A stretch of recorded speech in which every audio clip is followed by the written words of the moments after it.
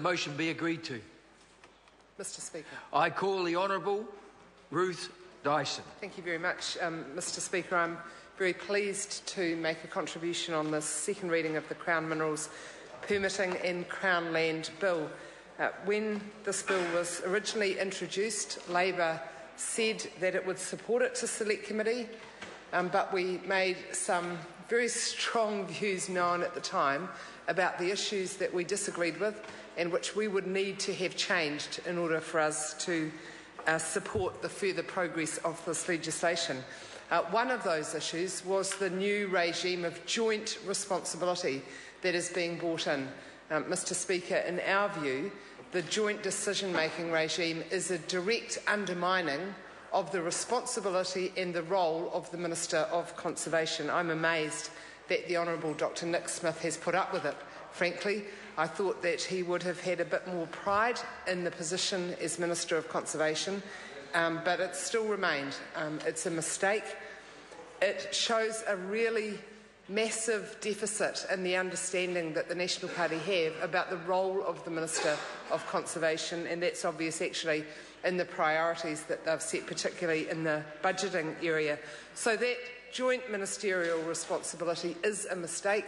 I hope that as the bill progresses through the House that it is removed. The second area is the economic benefit test, which is, again, a huge indication of the lack of understanding that the National Party have of the value of the conservation estate, the value of not mining in areas which should be protected.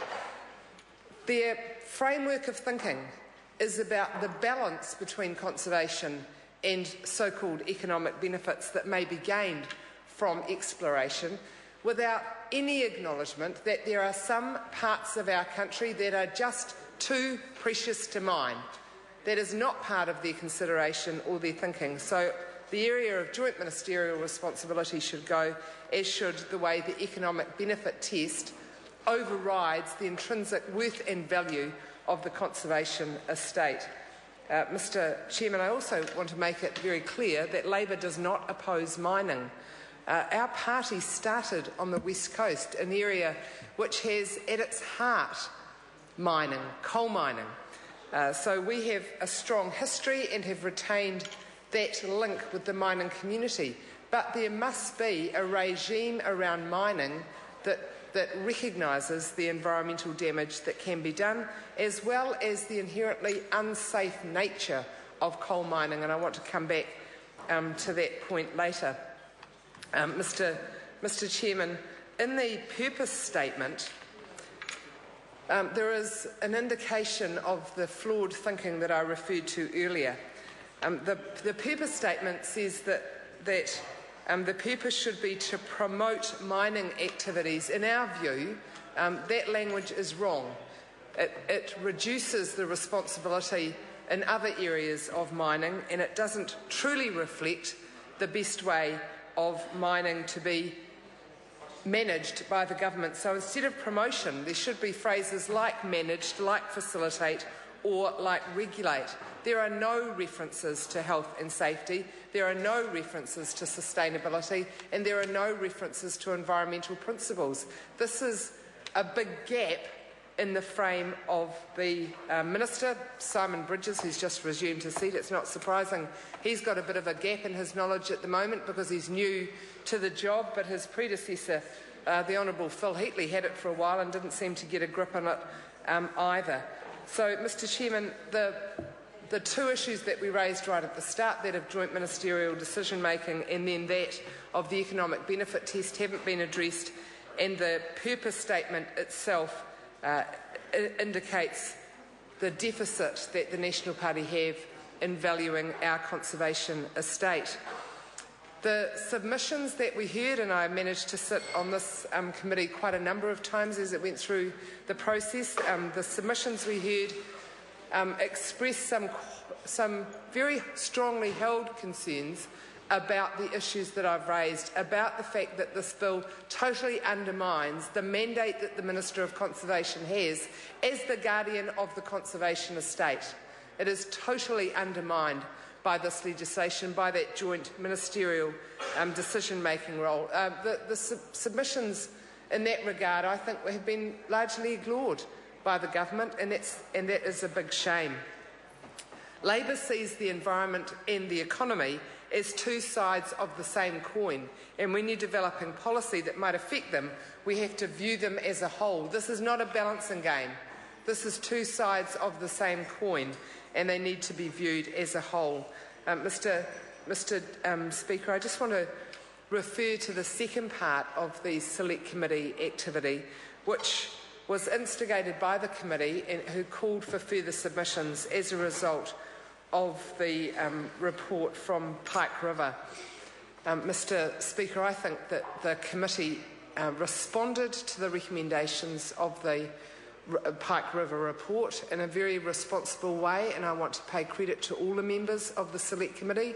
This is a very difficult issue for us. We were being asked as members of Parliament to look at one of the biggest tragedies we've ever had in New Zealand and make some legislative amendments. And I think that the way the Select Committee went through that part of the process was not just to its credit, not just to the credit of the Select Committee, but actually it was a credit to our whole Parliament. And frankly, I think sometimes we could do with a bit more of that sort of work. Those health and safety issues, the mining regime issues were taken very seriously, and as a result a number of amendments have been made to the legislation. Mr. Chairman, our minority report, which we've put in obviously with the Select Committee report, itemised the areas that we oppose, but actually there were some areas of the legislation that we support, and I just want to take a minute of the House's time to outline those, because even though we are going to be voting against this bill in the end because of the problems that I identified at the start of my contribution, there are some parts of this legislation that are very good. The move to enshrine Schedule 4 of the Crown Minerals Act 1991 and automatic inclusion of certain areas into Schedule 4 is a good move, and Labor supports that. The introduction of the two-tier system for permanent management, with all the complex higher return petroleum and minerals operations being classified as Tier 1, and therefore, because of their nature, subject to a more stringent permitting process and a high-level pre-vetting of applicants. Mr. Speaker, that is a good move, and Labor supports that. We also support the improved coordination between the Crown Minerals permitting regime and health and safety and environmental regulatory functions for Tier 1 activities. That's what it is in the bill.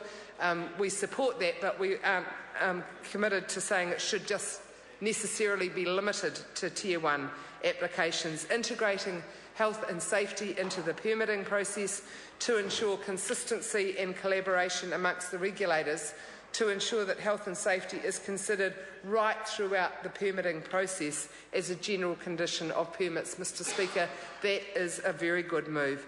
The process of revocation of permits has been simplified, and Labor supports that as well, as we support increasing the penalties for offences under the Act. So there are some good things in this bill, and we welcome them, and as I say, we support them.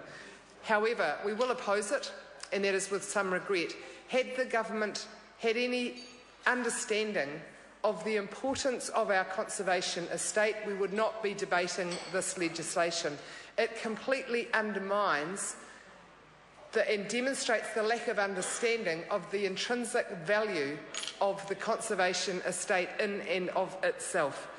We shouldn't have the joint ministerial responsibility in these matters. The Minister of Conservation has the legislative mandate under the Conservation Act, and it's been weakened by this legislation, and the economic benefit test totally ignores the value that the conservation estate has and gives to our country. So, Mr. Speaker, I look forward to the rest of the debate. I'm glad that I've been able to put on the record the parts of the legislation that Labor supports, because too often that gets overlooked in the debate, and I regret that we weren't able to get those fundamental changes so that we could support the progress of this bill even further. Speaker. I call the Honourable Member Peseta Sam Lotu Ainga.